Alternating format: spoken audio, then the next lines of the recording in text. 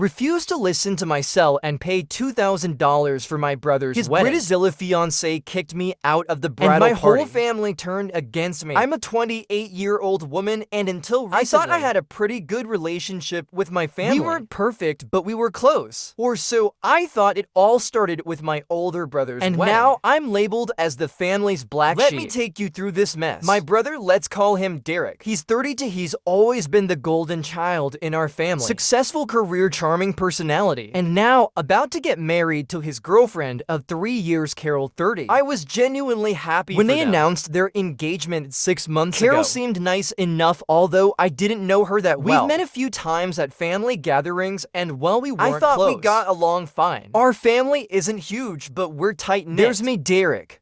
Our younger sister, Tracy, 25. And our parents, we grew up in a small town, and our extended family, aunts, uncles, cousins all live nearby.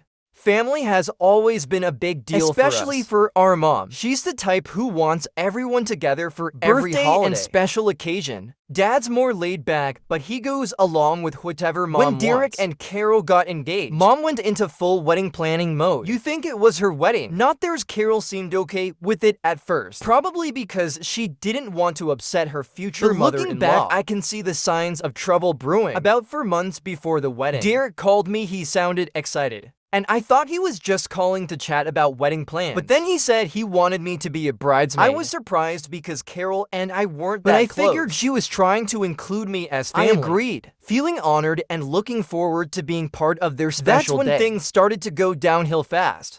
The first red flag was the bridesmaid dress fitting. Carol had chosen these horrible puffy, bright orange dresses that looked like something out of a bad 80s prom movie. When I gently suggested that maybe we could look at some other options, Carol burst into tears. She accused me of trying to ruin her perfect day and ran out of the bridal shop. Derek called me later that night asking why I had upset Carol. I tried to explain, but he wouldn't listen. He just told me to apologize and go along with whatever Carol wanted. I swallowed my pride and apologized, even though I hadn't done anything wrong. I thought that would be the end of it. But oh boy, was I wrong. The next issue came up during the bridal shower planning. As a bridesmaid, I was expected to help with the preparations. Carol had this elaborate vision of a Great Gatsby complete party, with a champagne fountain, live jazz band, and vintage cars for photo ops. The cost was astronomical. When I brought up concerns about the budget, suggesting we could still have a beautiful without party, breaking the bank, Carol lost it again. She screamed at me, saying I was jealous of her and trying to sabotage her shower. She then demanded that I contribute $2,000 towards the party expenses. I was shocked. That was way more than I could afford, especially with all the other wedding expenses piling up. When I told her I couldn't pay that much, she called me selfish and cheap. The situation escalated quickly. Carol told Derek that I was being difficult, trying to ruin everything. Derek, instead of talking to me directly, told our parents. Soon I was getting calls and texts from Mom,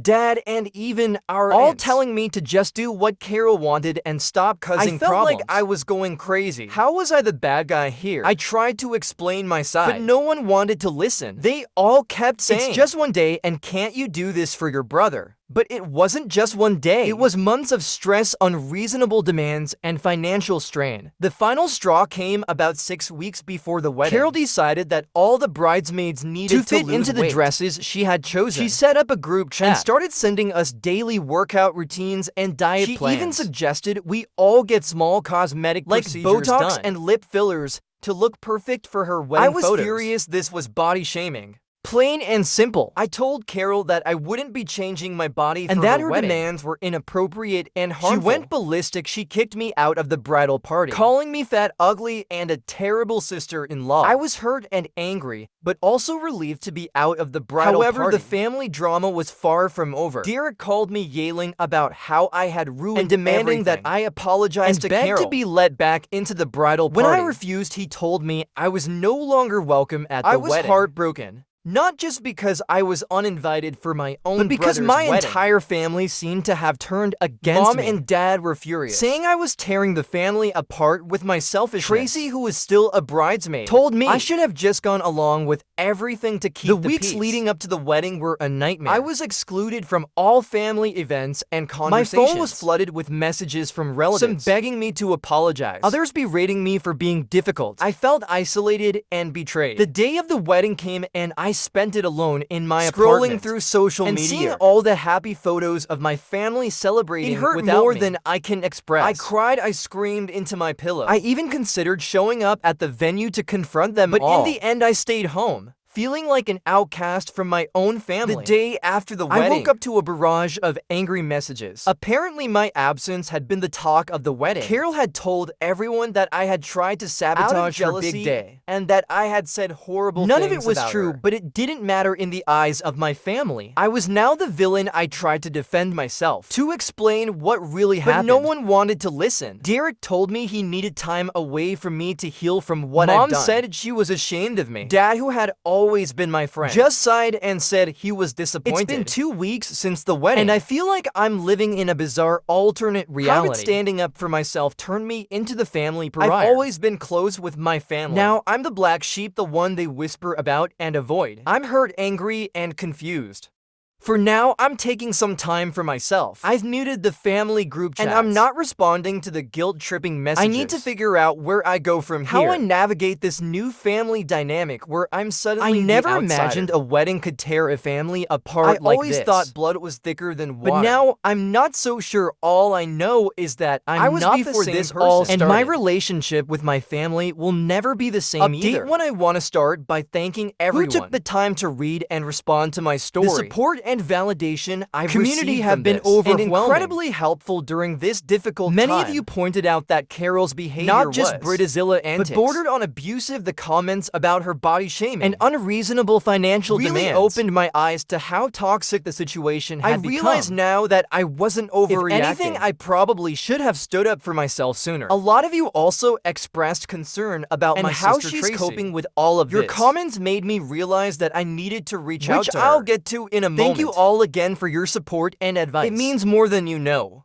Now let me update you on what's been happening since my last post. It's been about a month since my last post, and things have only gotten more complicated. I thought that maybe with some time and distance, my family would calm down and be willing to hear my side of the story. I was wrong about 2 weeks after the wedding. My mom called me for a moment. I felt a spark of hope. Maybe she was ready to listen, to understand, but as soon as I answered, I knew that wasn't the case. She wasn't calling to reconcile. She was calling to demand that I apologize to Derek and Carol. According to Mom, Carol was devastated by my absence at the wedding. She said that Carol cried during the reception because her sister wasn't there. I nearly choked when I heard that. Carol and I were never close. And she certainly never considered me a sister before. It was clear that she was playing the victim, and my family was eating it up. Mom went on to say that and Carol were planning to start trying for a baby soon. And that soon, if I didn't make things right, I might not be allowed to be part of my future niece or nephew's life because she was too stubborn to apologize. I was speechless. I couldn't believe my own future grandchildren as emotional blackmail.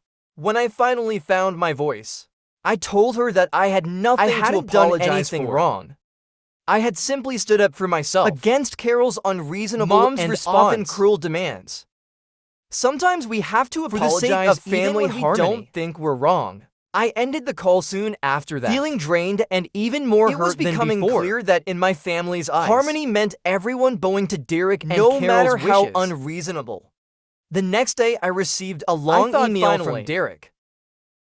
Maybe he's ready to hear me out. But as I read, my heart sank. The email was pages long, detailing every perceived slide and offense I had committed.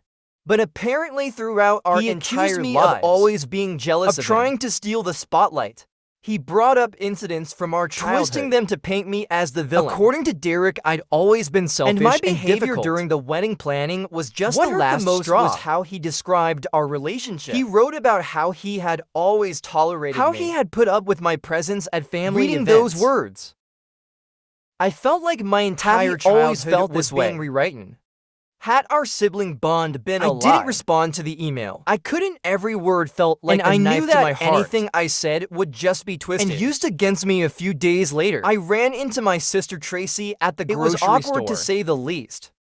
She looked uncomfortable, like she didn't know whether to hug me or run away. For a few minutes, dancing around the elephant in the room. Finally, I asked her how she was Tracy really broke down right there in the middle of the produce section. She told me that she felt caught in the middle. She said she knew that Carol's demands had been out of line, but she didn't want to rock the boat. She admitted that being a bridesmaid had been micromanaging everything, from their diets to their social media posts. I asked Tracy why she hadn't spoken up, why she had let me take all the blame. Her response was telling I was scared. I didn't want to end up like you. Cut off from everyone we talked for a while longer. And I could see the guilt eating away at her. Before we parted, I told her that I didn't blame her. I understood the pressure she was under. I also told her that she could always come to me if Tracy left support. With a lot to think about. It was clear that the family dynamics were more toxic than I had realized. That had probably been there all along. Hidden beneath the surface of our happy family, I decided to reach out to a therapist. I needed another perspective. Well, Reddit has been amazing to me. There are a bunch of people calling me a doormat, someone who can help me navigate other these choppy emotional waters. In our first session, the therapist suggested that I might be dealing with a family system over actual healthy relationships. She also pointed out that my brother's email sounded like gaslighting. By accusing me of jealousy, he might actually be revealing his own insecurities and issues.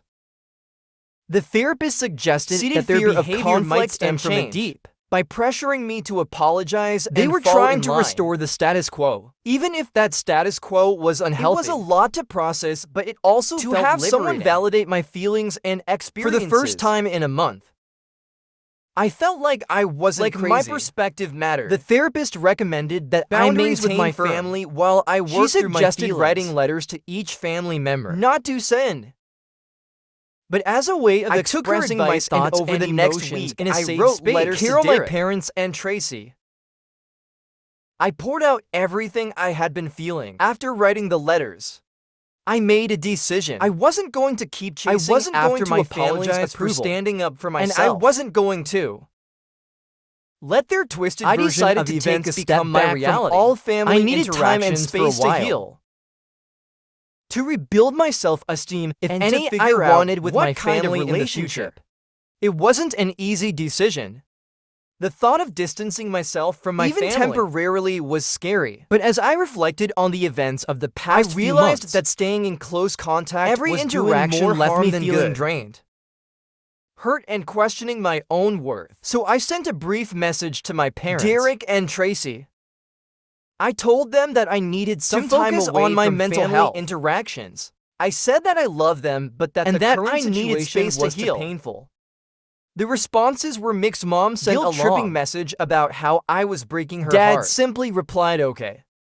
Tracy sent a supportive message saying she understood and respected my decision. And Carol didn't respond at all. It's been a week since I sent that message, and I won't lie. There are moments when I question my decision. When I'm tempted to call Mom or text Derek and try to smooth things over. The hurtful words, the unfair accusations, the way they all turned the right thing for myself. I'm focusing on self-care now. It's a journey, and I know it won't be easy. There will be more family events that I'll miss, more occasions where my absence will be noted, and probably gossiped about. But for now, this is what I need to do rebuild my sense of my mental health. Update to it's been 3 months since my last update, and I'm still processing it all. First, the good news. The time and space I've taken for myself was right, setting boundaries, healing, and focusing on self-care has done wonders for my mental health. Matters are never simple, and there have been plenty of complications along the way. About a month after my last update, my sister Tracy reached out to me. She was in tears, saying she couldn't take the family drama anymore. I'd stepped back. She'd become the new target for Carol's demands. On our parents' expectations. She told me that Carol was now pressuring her to be a bridesmaid, claiming it would be the ultimate way to make up for my absence at their wedding. I was shocked. Tracy has always been clear about not wanting to be involved in the fact that Carol would try to manipulate her into this, and that our family was supporting the idea was mind-boggling. Tracy asked if she could stay with me for a while, just to get away from the pressure. I agreed, of course. Living together, we've had many conversations about the events surrounding the wedding. Tracy admitted that she had always felt overshadowed by the golden child, and me for being the rebel who stood up to our parents. Part of the reason she went along with Carol's demands was that she finally felt seen by the family. It's been eye-opening to hear Tracy's perspective. I realized that in my own hurt and anger, I hadn't fully considered how the family cried together, laughed together, and started to heal. Our relationship, it's not perfect, but it's a start. Meanwhile, The rest of the family has not taken Tracy's defection and texting nonstop, alternating between guilt-tripping and Dad, anger, who had been mostly silent before, has now started leaving voicemails, demanding that we stop this nonsense, and Carol's response has been the most surprising. Instead of trying to make amends or understand our perspective, they've doubled down on their narrative of us being the villains. They've started a smear campaign of sorts, telling extended family and mutual friends that Tracy and I are mentally and have abandoned the family. I was tempted to respond, but my therapist to tell my side of the story, saying it would only escalate the situation. One particularly difficult moment came when our aunt reached out to me. She said she had noticed something was wrong to hear my side of the story. To my surprise, she listened and without even shared some of her own experiences with her mother's controlling behavior. She told me that she was proud of me for standing up for myself. Even though it cost me my relationship with the family. It was the first time anyone from the family had validated my feelings. And I broke down crying on the phone with her. This conversation with my aunt made me realize that there might be members who see through the facade, who understand that something isn't right. It gave me a glimmer of hope that maybe over the truth will come out. Final update. It's been a year since the wedding here reflecting on how much has changed and how much I've changed. First, the big news. Tracy and I moved and relocated to a city on the other side of the country. It was a scary decision, but it's turned out to be one of the best new lives we've ever made. Free from the weight of family Tracy has started a new career in graphic design, something she's always been passionate about, but never pursued because our parents didn't see it as a real job. And it's beautiful to see her confidence grow day by day. It's complicated. Derek and Carol had their baby 6 months ago. Email announcement.